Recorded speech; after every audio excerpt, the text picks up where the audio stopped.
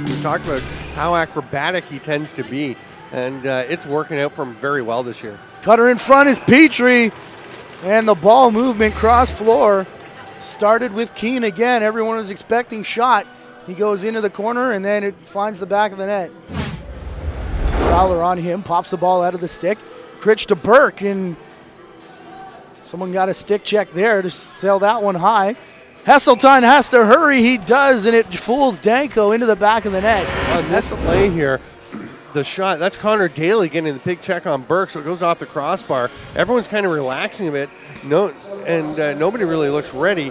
Then the shot from way outside is going to Ryan Campbell, Matthew Carrick, Steven Stamp, our JVI Sports Network crew.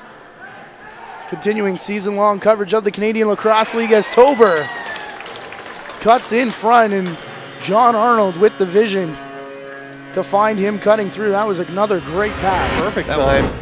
You see the ball. This is Arnold getting it right now, and Tober sees the pass going to him. The key for that is that Tober started his break. Now in the league office said he sat down and told him, there's a goal coming out in front. Heseltine, he's got a game going here, and Danko may be hurt as he's down in the crease rolling around. What you're going to see, the shot will come from Heseltine, who's going to slip past his man here. Nobody can cover him shorthanded, and Danko gets it. And now they've got numbers back the other way. Vredenberg around his back to Tober to Dylan Lord. What a goal! And the penalty after. Dylan Lord immediately turned to look to Brent McCauley. No question, the cross-check in the back coming. Niagara to get some momentum back. You can see Vredenberg seeing Tober and just hits him perfectly with the behind-the-back pass. And the rebound bounces all the way back to Devin Sarter. Over for Tainhouse. Oh, cheeky little sidearm shot. Didn't even wind up or anything. Just shot the little pass fake. He's going to pretend he's going behind his back to Corey Fowler, which you have to respect, and basically use that. Possibly saved the goal. Still looking for our first tally of the quarter. We're tied up at 3. Oh. There it is. What a shot by Miller Rusbridge. Just taking the pass in stride, about hip high. Possibly saved the goal. Still looking for our first tally of the quarter. As we're tied up at 3, there it is. What a shot by Miller Rusbridge. Just taking the pass. Watch the release right here. Yeah, and that's just that's a perfect pass to get it over. Smart play by Travis Burton to jump out. Here we go the other end. Oh, go for not a great fake and shot by Corey Fowler. That is the Corey Fowler we've gotten to know over the last couple of years. I was going to say Travis Burton, a nice play because it wasn't been over a little bit too far. And then we come down to the other end. Here's a hard fake. That's the big save by Jay Priest. Now we come down the other way, and Dylan Lord, the smart decision to give it to Fowler. You can see. And that was too many men for the Cyclops. Goes uncalled, and it's going to end up in a goal anyways. Down the other way for Lord is sent off all alone. A nice pass to find him in stride. Sullivan trying to drag it out, and Danko to the front door. Perfectly timed for Vredenberg. Finds Lord through the legs of Priest. What a play by the Lock Monsters. And watch the pump fake here by Danko too, because he sees the guy's not there yet. Now, step. Look at Tober that. comes off. That is gorgeous. And then the pass to Lord. Pass forward into the stick of Fowler. 3-on-2. They're 4-on-2 now as the trailer catches up. Picked up off the carpet. Shot and a goal. Justin Pitchell. You go to him.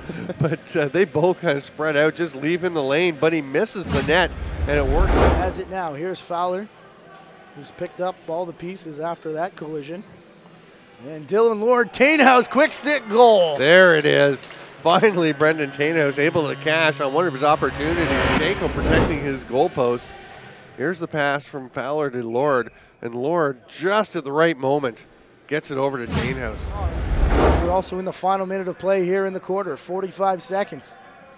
Shot clock down to 5, however, for the Lock Monsters. They go to Fowler, quick stick down low. After the Lock Monsters win the faceoff, Dylan Lord has room to shoot. Stopped and then came back. He's got words for somebody after scoring the goal, though. Here it is. There's one. There's another one. There's another one. He finally tucks it home. Sub shot coming from the far side for the Cyclops there. That one resets the clock off of Danko. Petrie off the wall, and he throws 3 or 4 fakes.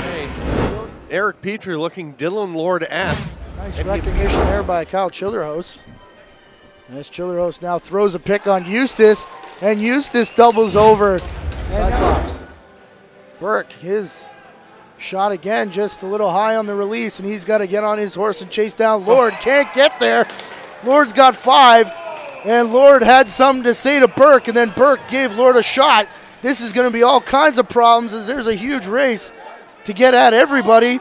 Priest going after Tober now. And every player on the floor except for Connor Danko now tied up down there. In the end, Brady Hesseltine actually standing just out, or sorry, that's Dylan Webster standing just outside.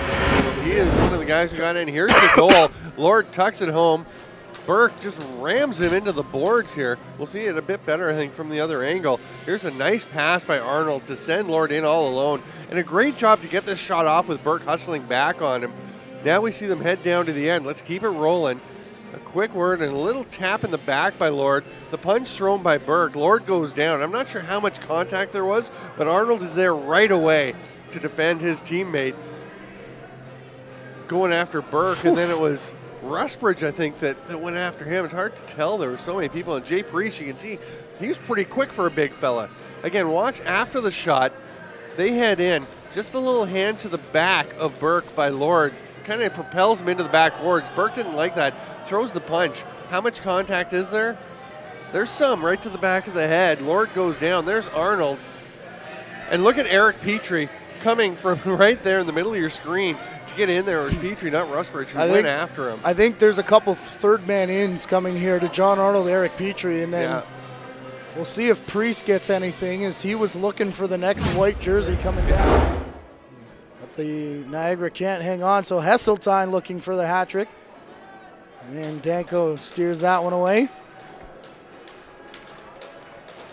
And Connor Danko in net for the Niagara Lock Monsters. He gets the first victory of the season for this Niagara team. It comes in their second ever home game at the Meridian Center, and I don't know if there's much of a battle anymore for the number 1 in Niagara.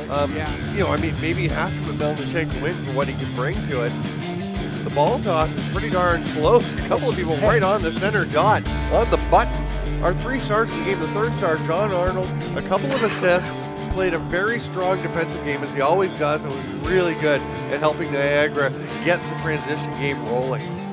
Our second star of the game, the goaltender, Connor Danko, who was excellent stopping the ball. Again, he had that early stretch where he gave up a couple of goals, was looking a little rattled, came back and made the next stops, and his passing today, ethereal.